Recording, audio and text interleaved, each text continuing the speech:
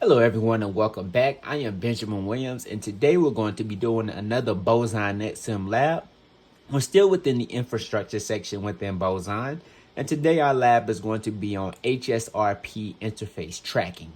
So let's go ahead and get into our objective for this lab right here. It says in this lab you will configure interface tracking in a hot standby routing protocol environment. Hot Standby Routing Protocol is a network protocol that can be used to ensure the immediate and transparent recovery of traffic clients from first hop failures and network edge devices by providing network redundancy for IP networks. Interface tracking enables HSRP to monitor a given interface and automatically adjust the HSRP priority of a device when the interface goes down or comes up. So yes, that is correct.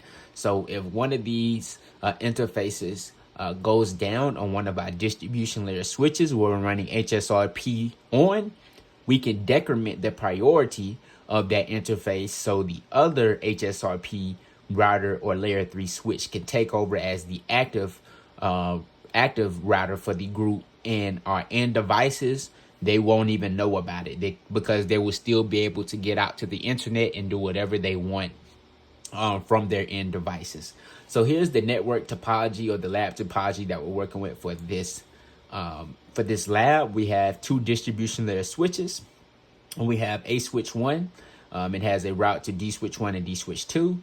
And then D switch 1 and D switch 2 are connected together via Ethernet connection, and they both connect up to router 1. And we can see our PC is connected to A switch 1, and A switch 1 gives PC 1 access to the network. So we have already read through all of the commands and also the descriptions for this lab right here. So that is always good information to know and read through for all of these commands. And we also have read through all of the IP address information given for this lab. And this is also good information to have as well for troubleshooting purposes, as well as just to confirm that your IP address and subnet mask for each interface configured on the device is correct. All right, so we're going to put our lab topology up here at the top left. We're going to keep that there for this lab, and we're going to have all of our lab tasks in the top right. So let's go ahead and get into lab task number 1. It says verify HSRP configuration and test failover. Okay, it says on D switch 2, it says D switch 2 is the active HSRP router for your company's network. In this test, you will test HSRP configuration to verify that D switch 2 is the active router and that D switch 1 will take over for D switch 2 if D switch 2 goes down. All right, so for task number 1, it says allow time for the networks to converge. From PC1, ping router 1's fast Ethernet 00 interface, which has an IP address of 172.16.253.1. The ping should be successful. All right, so let's go to PC1 first. All right. Let's just do a ping to 172.16.253.1. And yes, we are able to ping router 1's fast Ethernet 00 interface. So that looks good. All right, it says on D switch 1, for task number 2, it says on D switch 1, display spanning tree STP information. What do you notice about the root bridge? So let's go to D switch 1. And this says D switch 2 is supposed to be our active router. So let's see if D switch 1 is our root bridge or not. Let's do an enable. Let's do a show spanning tree. Yeah, so that's not good. So it's saying right here that D switch 1 is the root bridge, but it's saying up here in our lab task that D switch 2 is supposed to be the active HSRP router.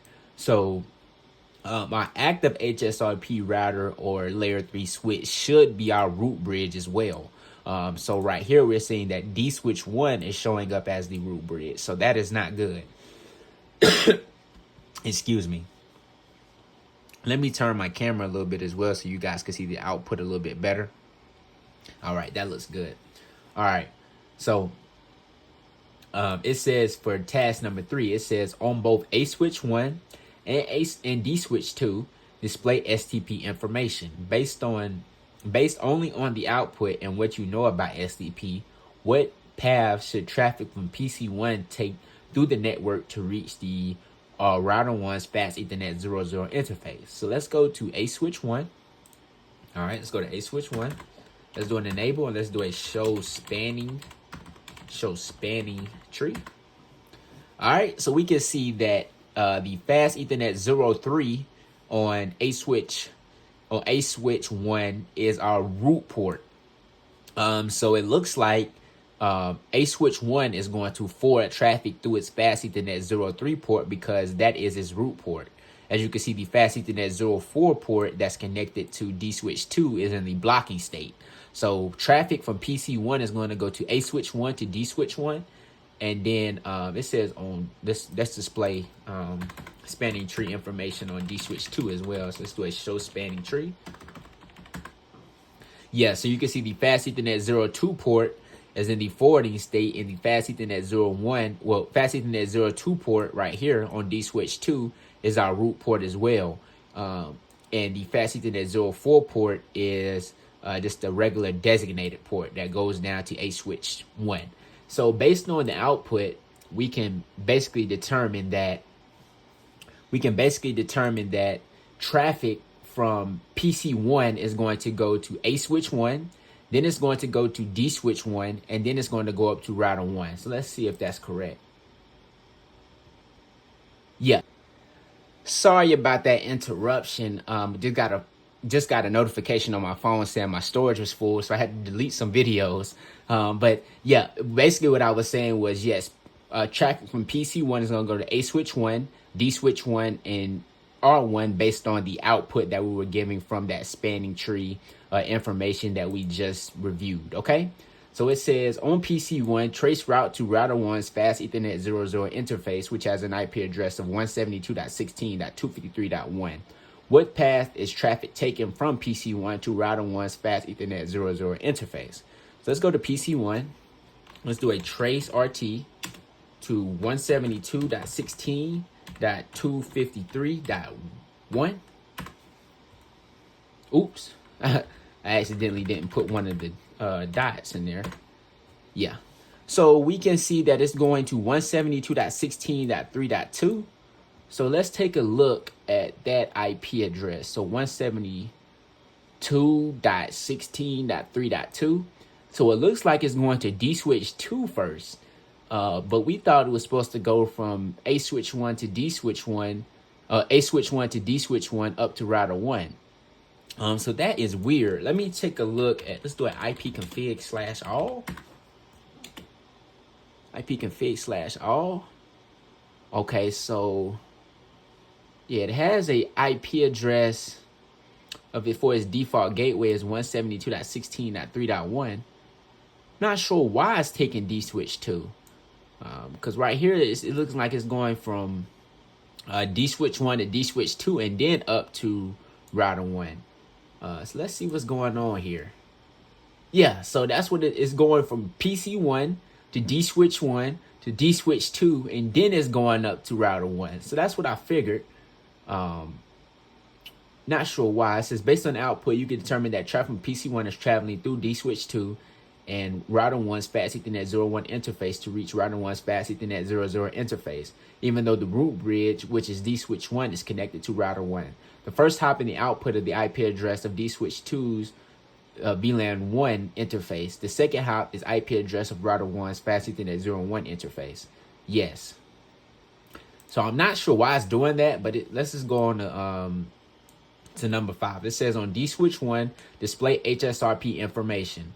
What is D switch 1's current HSRP role? What IP address is shared between D switch 1 and D switch 2? Let's go to D switch 1. Let's do a show standby. Sorry about that. And we can see that D switch 1 is the standby router. So that's why, okay. So it's showing as the standby router, and the IP address that they're sharing is the 172.16.3.1. So D switch 1 and D switch 2 are sharing that virtual IP address, and D switch 1 is showing. Just got another notification saying that my storage was full. So after this video, I'm definitely going to be clearing up my storage a little bit because I don't want to continue to have to restart this video. But it says based on what you know about the network and configuration so far, it's HSRP functioning as it should. And yes, I believe it is. Yes, so it said it is functioning as it should. A single virtual IP address is shared among the routers for the group, thereby enabling you to configure a network clients with a common default IP address. So yeah, that's perfect. So it says on dswitch 2, shut down the interface that directly connects to dswitch 1. Additionally, shut down the interface that connects to a switch 1. Okay, let's go to dswitch 2 and let's do a configure terminal, and let's go into it says directly connected to dswitch 1. So let's do a show. We could do a do show cdp neighbor. All right, so we know that the fast ethernet 02, so we're going to interface fast ethernet 02. Let's do a shut, and let's do an exit, and let's go into interface fast ethernet 04, and let's do a shut. All right. It says allow time for the network to converge. On dswitch 1, display HSRP information. Has the HSRP role on dswitch 1 changed? If so, why? Let's go to dswitch 1, and we can see that it is taken over as the active router, and it has because we just shut down the connection with dswitch 2. So that's why it has taken over as the active. So if we do a show standby, yep, we can see that it is the active because that we only had one connection with both of these switches, and we just shut down this side of the connection. So dswitch 1 doesn't even know about dswitch 2 anymore. So it's going to take over, of course, as the active HSRP router. So it says on dswitch 2, re-enable the interface that directly connects to dswitch 1 and the interface that directly connects to a switch 2. So let's go to dswitch 2, and let's do a no shut for the fast ethernet 04 connection, and let's do an exit, and let's go into interface fast ethernet 02, and let's do a no shut on that interface as well to bring them back up. So it says allow time for the network to converge. On dswitch 1 and dswitch 2, display HSRP information. Has the HSRP role on dswitch 1 changed? If so, why not? So it should have changed back to the, yep, you can see. Let's do a show standby here. So it's still showing as the active router. That's kind of weird. Let's do a do show standby on dswitch 2 as well. Standby. Yep, so both of them are showing as active. Let's do that again. Okay, yeah, so it changed to standby. Yeah, so maybe it just needed some time for the network to converge. Now dswitch 1 is showing as standby again, so perfect. All right, it says on dswitch 2, shut down the interface that directly connects to router 1. So let's go to dswitch 2. Let's do an exit. And if we go back up, we can see that the interface, the fast ethernet 01 connection is connected to R1. So we can go into interface fast ethernet 01, and we can do a shut. We'll shut that down. And it says allow time for the network to converge. On dswitch 2, display HSRP information. Based on the output from dswitch 2, what is the HSRP role of dswitch 1 now? Okay, so let's go to, we're already on dswitch 2, so let's do a do show standby. We can see that it's still saying that it is the active router, but our connection to router 1 is actually in the down state. So if we go back to dswitch 1, we do a show standby, we can see that dswitch 1 has not taken over.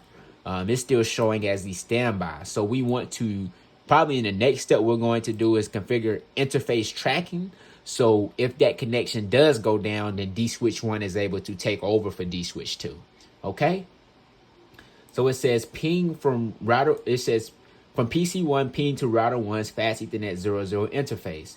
Does the ping succeed? Why or why not? But it's probably not going to succeed because we just shut down our connection to router 1 from dswitch 2, and dswitch 2 is our active HSRP router. So these pings are probably not going to be successful. Oops, I did the wrong command. Let's go. We want to do a ping. Yep, so destination host is unreachable now, as we can see from the output, because we don't have that connection up to router 1 anymore. So it says on dswitch 2, re-enable the interface that directly connects to R1. So let's do a no shut to bring that interface back up. Perfect. All right, we can see it's back up. Perfect. So task 2, it says configure and verify interface tracking. It says in this task, you will configure interface tracking on D-Switch 2 so that HSRP will automatically lower its HSRP priority when the path between D-Switch 1 and router 1 goes down. Perform the steps in this task on D-Switch 2 unless otherwise specified. So it says, what benefit does interface tracking to automatically lower the HSRP priority on an active router provide for HSRP group? So it provides basically another route to get out to the internet or get out to another router. So for instance, if that D-Switch 1 or the D-Switch 2 connection goes down to router 1, we want D-Switch 1 to take over. So PC 1, instead of it going to D-Switch 2, it goes to D-Switch 1 as its active default gateway and out to R1. And basically in clients, if one of these devices fail, they will not even know about it because they will still be able to get out to the internet and do whatever they want to do.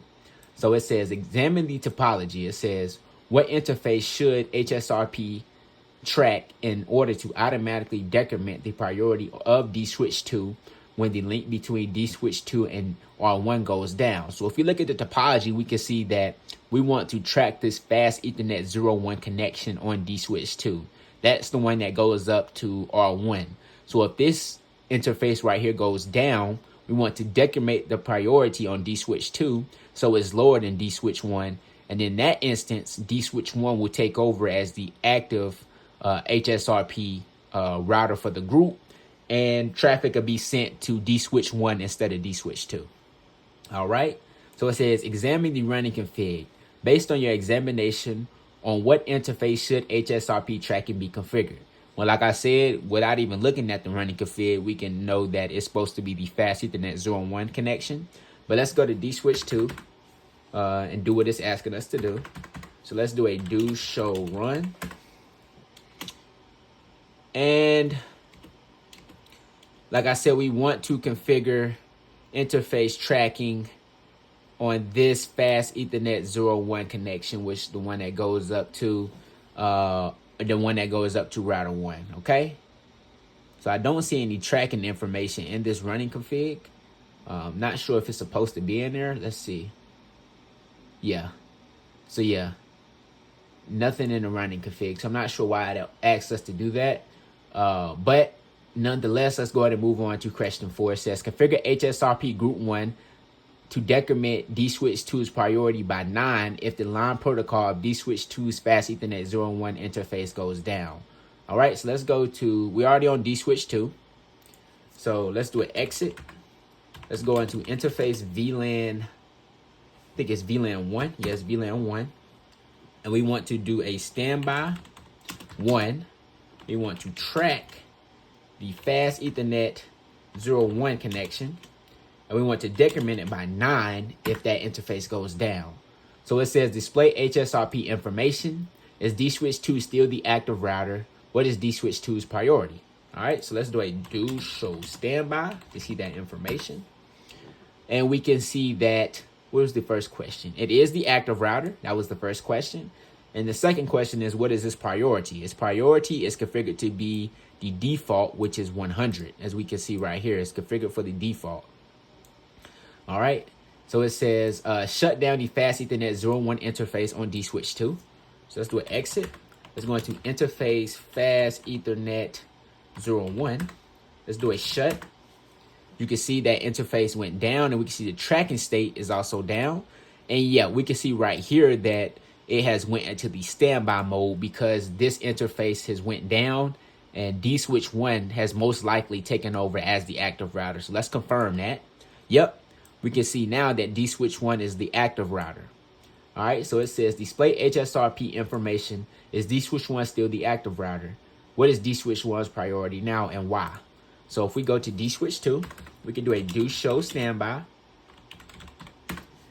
And as we can see now, it is the standby router instead of the active router because its priority has been decremented to 91 because we just configured the tracking interface to be decremented by 9 if that fast Ethernet 0-1 interface goes down.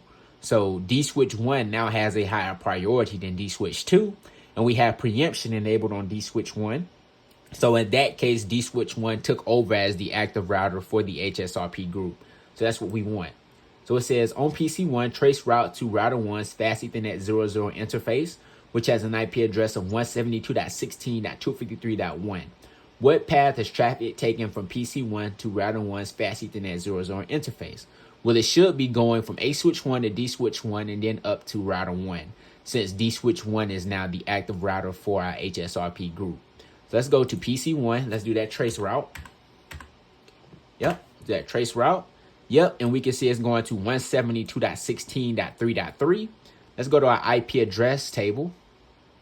And as we can see, that's D switch 1's VLAN 1 interface. So yes, it's going through D switch 1 now, which is what we want to see. So it says from PC1, ping fast. It says ping router 1's fast Ethernet 00 interface. So that's basically doing the same thing as the trace route, just not showing each hop. But yeah, the pings are going to be successful since we were able to do the trace route in the previous step. So yeah, 5 sent and 5 received. So yeah, we did do interface tracking in this lab and everything seems to be working. So let's go ahead and hit the grade button and hopefully we did everything correctly. Yes, and we did. So thank you guys for watching this one and I'll see you in the next one.